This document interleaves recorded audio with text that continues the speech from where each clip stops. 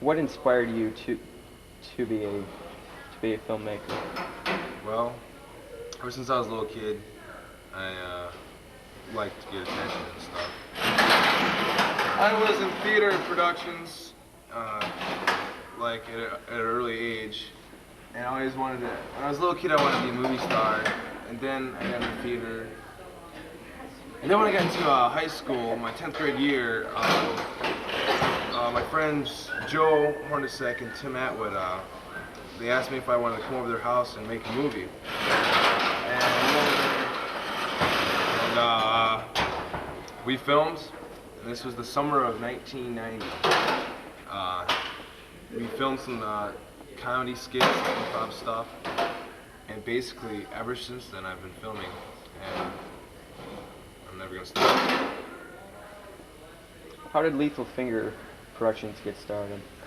Well, basically, the very first skit that we ever really did on that day was a skit. Well, I was coming over their house, over Joe's house, and I was thinking of what could I bring to do skits with, and I had two M80s. I figured I could do something with these, and I had just wore, the jacket I was wearing at the time, and my Detroit Bad Boys hat backwards, and then somehow I said, let's do a skit about a guy who shoots people with his finger.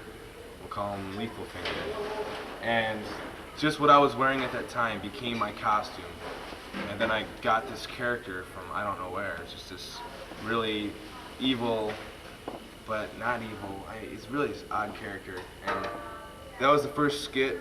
And then when I started my TV show in March of '91, I figured the name of the productions company should be Lethal Finger Productions after that first character. What movies have you made? Well, we always use the term, let's like make a movie. You want to come over and make a movie, when usually they're 1 to 2 minute skits. So the longest thing we've made, we finished just at the end of 1992, which was a karate movie named Force of Vengeance, which was about 17 minutes long, and I thought it was pretty good. We took a lot of editing. It was a pretty good flick. Had a lot of good music in it. And then other than that,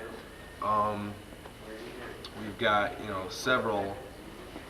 I've got like 8 episodes of this other show called Bizarre Brick Walls from Outer Space. I'm working on the 6th episode of 30 Minutes of Madness. All are half-hour shows. And I also had another half-hour show called Underground, which was local bands. But as far as actual movies, we really don't have any feature-length movies yet.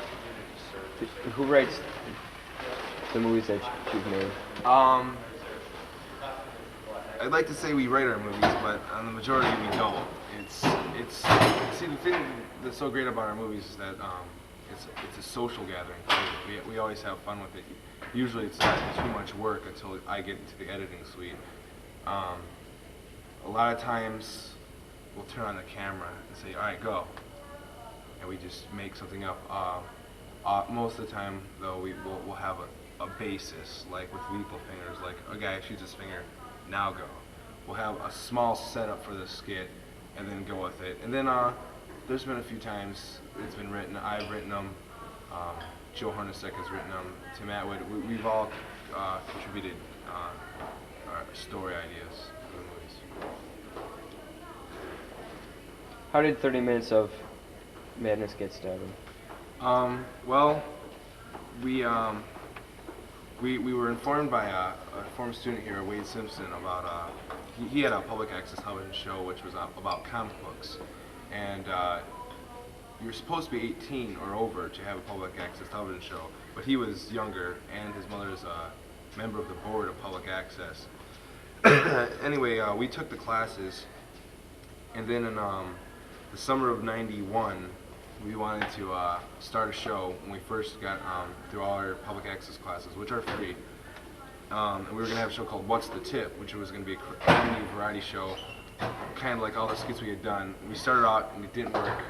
And then, right around the beginning of, or mid-1992, I was thinking about the show. I was about to go to sleep. I was just laying there awake in bed. And I got this idea. I was like, wow, 15 minutes of madness. That would be a great idea for a show. And I just kept thinking about it, how it would be short, fast flurries of skits with lots of music. And I said, well, 15-minute shows are, how about 30 minutes of madness? It just sounded better. And then after I came up with that, I used all the skits that I had been compiling for the last like year and a half, and then started making more skits, and I've been making the show ever since. Who writes the 30 minutes of madness shows? It's basically not written, but it's a combined effort. I would say one of the most creative influences on the show is Joe Hornacek. He's I think, I've never counted, but I'm sure he's been on the camera the most. He's our most bizarre mind. And then myself, I largely contribute. I'm the editor, so I put it all together. I'm the producer, and then usually if Joe's in a skit, I won't be in the skit with him. I'll be cameraman. Even though some of our best skits are with me and Joe, but that's usually a rarity. Usually it's just Joe, I'm cameraman, or Joe's the cameraman, and I'm on the screen. And then Timothy Atwood contributes a lot. And then there's Wade Kurgan was a huge creative influence. He graduated last year. Adam Stansberry has done some stuff with us. Justin Donovan, Matt Zaleski, Jason Pikez, Julio Teachworth, just all our friends, people we invite along to make movies with. And usually people we make movies with are our close friends, or they become them. What are some of your favorite movie directors? Sam Raimi, he made the Evil Dead 1, 2, and The Army of Darkness. He also made Darkman and this movie called Crime Wave, which I haven't seen yet. I like his stuff. One of my all-time favorite movies is Evil Dead 2. It's a cult film, and a lot of his camera angles and the way he goes about doing things are similar to things I do. I like Alfred Hitchcock. He's Psycho is just a classic, beautifully filmed movie, and I'd have to say Steven Spielberg. Just the fact that I don't know anybody who's seen Jaws and doesn't think about it when they are swimming in the ocean, and basically people like that. What has been the key to your success as a filmmaker? I think the fact that I've never quit. I think, I mean, Joe and Tim still make movies with me, but even they admit that if I hadn't kept it going, it surely would have died. This might sound a little bit like the story that your dad tells you, how you had to walk uphill both ways to school. But last year, when I was trying to make 30 Minutes of Madness, I didn't have a car. And it was right around, well, this is March, so it was about the middle of February when I was first trying to go to the studio a lot, which is about a mile away from the school. And I'd have 2 briefcases filled with 3/4-inch tapes, which are the kind we use. And I carried them, and one time I walked all the way there in the snow. It was like a blizzard out. Snow was coming at me.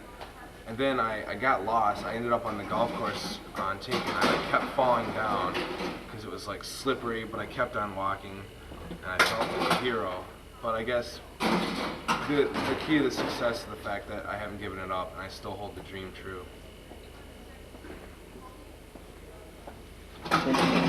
In the future, what would you like to do with your videos?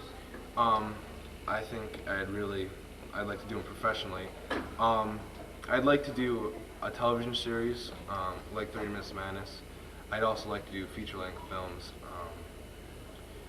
and just any aspect. I'd like to direct, act, be a cameraman be the key grip, be the dolly. I mean, sound man, anything to do with film and video. I want to be a part of it. Where do you see yourself in 10 years? In 10 years, honestly, I see myself a successful young director. I don't know. I guess I can be called egotistical or conceited or just plain stupid for thinking I can make it. But I don't see anything that's going to stop me. And even if I don't make successful, I know I can assure you in 10 years I'll still be making movies, even if they're still public access and I'm working at a sweatshop. I'll still make my public access television shows because they're a great release for frustration. It's a social thing, and it's just fun. All right. Thank you.